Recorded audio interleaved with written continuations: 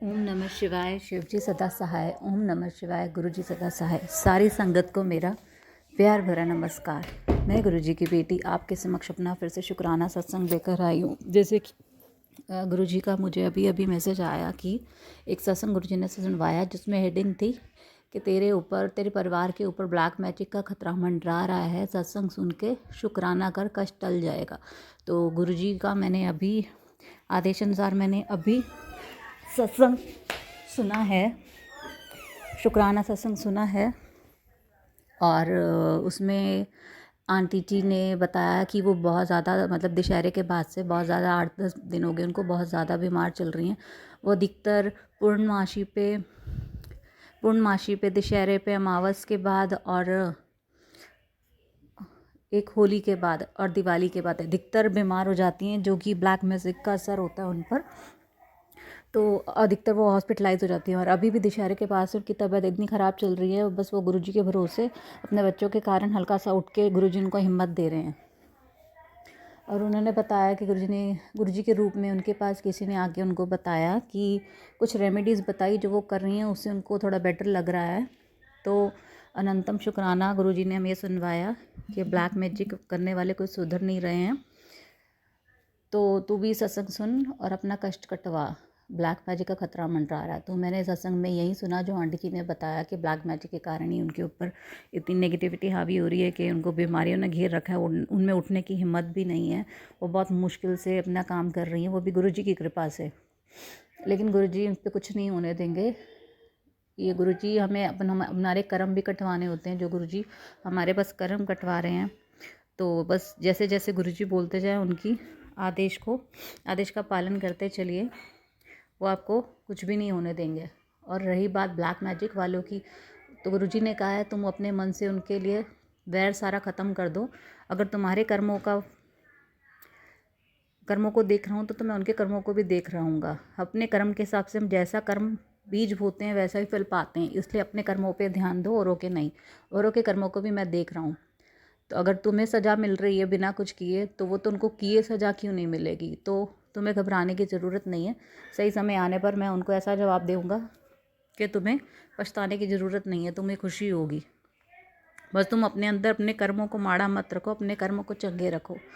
तो शुक्राना गुरुजी, अनंतम शुक्राना गुरुजी। और गुरुजी का मुझ पे 1-2 दिन पहले और भी मैसेज आ रहा है कि तेरे बच्चों पे खतरा है, जानवरों से भी खतरा है। और मुझे गुरुजी ने ना उपाय बताया कि 2-3 सत्संग सुनवाए कि तू उसमें रेमेडी थी कि बच्चों के ऊपर से 7 पान के पत्ते वार हनुमान मंदिर जाना है और वहाँ पर हनुमान जी के सामने बैठ के हनुमान चालीसा का पाठ करके और उन 7 पत्तों के ऊपर से हनुमान जी के पैर का तिलक लगाकर हनुमान जी का, और वहीं बच्चे के ऊपर से उल्टी बार 7 बार घुमाकर हनुमान जी के चरणों पे रख दो और बोलना कि मेरे बच्चे के कष्ट आप लो। या फिर आप मेन तो था कि पानी में प्रवाह करना है, किसी भी झील, नदी, तालाब में। अगर ये नहीं है तो हनुमान जी के चरणों में ही आप रख के कह सकते हैं कि आप मेरे बच्चों का कष्ट काटो।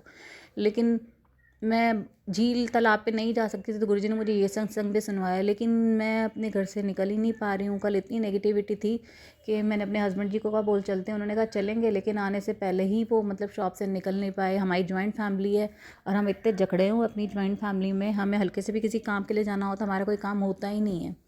तो मेरे हस्बैंड जी का कहना था कि मैं नहीं आ पाऊँगा और मेरा जाना भी पॉसिबल नहीं था, क्योंकि पान के पत्ते मेरे घर के पास से ना मिलते और मेरा को पॉसिबल भी नहीं था यहाँ से मंदिर तक जाना बच्चों के साथ अकेले। तो गुरुजी बस आप ही करो जो कर रहे हो, मुझे पता है आप मेरी परीक्षा ले रहे हो।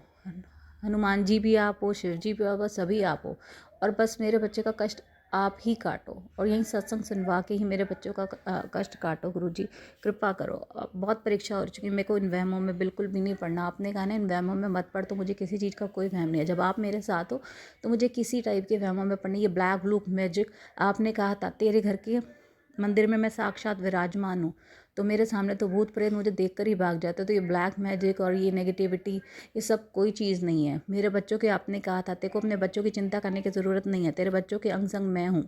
तो आप मेरी परीक्षा ही ले रहे हो, तो मुझे अपने बच्चों की कोई चिंता नहीं। मुझे पता है आप अंग संग मेरे बच्चों के साथ हो।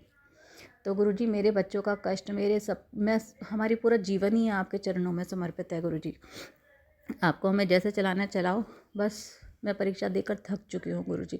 मुझे आप पे पूरा विश्वास है, आप हमारा बाल विवाह का नहीं कर पाओ, कोई भी हमारा बाल विवाह का नहीं कर पाएगा, क्योंकि हमारे गुरुजी हमारे साथ है। जब साक्षात शिव हमारे साथ है तो हमारा कौन क्या बिगाड़ सकता है। तो अनंतम शुक्राना गुरुजी, अनंतम शुक्राना। हाँ जी, मैं एक बात और कहना चाहूँगी। कल गुरुजी ने मुझे एक सत्संग सुनवाया था कि तू अपने घर से बाहर, अपने घर के अंदर किसी को मत आने दियो, नहीं तो बहुत बड़ा हादसा हो सकता है, अनहोनी हो सकती है। तो कल शाम तक हो गई। उसके बाद मुझे था कि मेरे, अगर मुझे जैसे गुरुजी ने सत्संग में बताया जैसे ब्लैक मैजिक कर रखा, तो मुझे लगा अगर वो भी आ जाएंगे, हम ऊपर नीचे ही रहते हैं, तो मैं डोरी नहीं खोलूँगी, हमारे यहाँ कैमरा में देख के डोरी नहीं खोलूँगी। तो और कल क्या हुआ, कल मेरी मदर इन लॉ आई और मैंने, मतलब अब वो बार बार बेल कर रही थी। एक्चुअली हमारे घर के पास सत्संग था तो वो वहाँ गई थी, वहाँ से प्रसाद मिला, तो वो मुझे वहाँ से, मैंने जाने से मना कर दिया वहाँ। तो मुझे प्रसाद देने के लिए उन्होंने बेल की। अब मैंने दरवाज़ा खोल दिया, लेकिन वो अंदर ही आती ही, उन्होंने ब्लैक मैजिक नहीं किया, गुरुजी ने, मतलब मेरी चाची सास ने किया। वो अंदर लेकर आई। अब वो अंदर आएगी किचन की तरफ, खुद ही आती आ रही थी। उसके बाद मुझे अचानक क्या हुआ, मेरे बच्चों ने कुछ ऐसे मिसबिहेव किया और मैंने जो लड़ना शुरू कर दिया, इतनी नेगेटिविटी मेरे पे हाई थी। 2 घंटे तक मैंने बच्चों को डांटती रही और मेरी सासू माँ भी कुछ कुछ बोलती रही। और वो उसके बाद कहीं ना, तब मुझे ध्यान आया गुरुजी का मैसेज, तो अपने घर में किसी को मत घुसने दी, कुछ भी हो सकता है।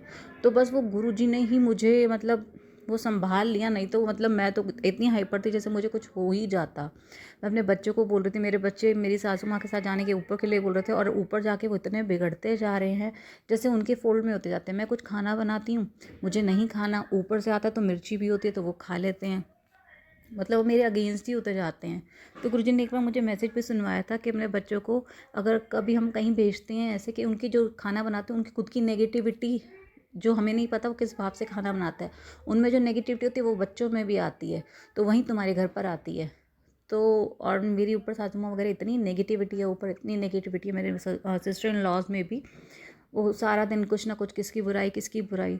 तो बस मुझे यही लगता है कि मेरे बच्चे भी, जैसे मेरे सिस्टर इन लॉज मेरी सासू माँ के साथ गंदे तरीके से बात करती हैं, मेरे बच्चे के ऊपर उसका शायद असर पड़ रहा है। वैसे ही मेरा बच्चा बोलने लगा तो मुझे इतनी गुस्सा चढ़ा, मैंने अपनी सासू माँ के सामने उनको इतना डांटा, इतना डांटा, मतलब मैं इतनी हाइपर हो रही थी, मेरा सिर ही फट जाएगा।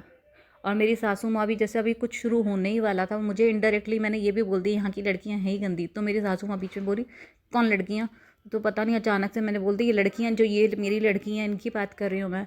और मैंने जैसे कैसे बात बदल दी, नहीं तो मतलब कुछ भी हो सकता था। और गुरुजी ने ही शायद ये कष्ट टलवाया है मेरा, नहीं तो बात बढ़ जाती है। और गुरुजी ने स्पेशली कहा था अपने घर में किसी को मत आने दियो, नहीं तो अनहोनी हो सकती है। तो शुक्राना गुरुजी, अनंतम शुक्राना। मुझसे कुछ भूल चुक होगी हो तो क्षमा करना मेरे मालिक। ओम नमः शिवाय। शिवजी सदा सहाय। ओम नमः शिवाय। गुरुजी सदा सहाय।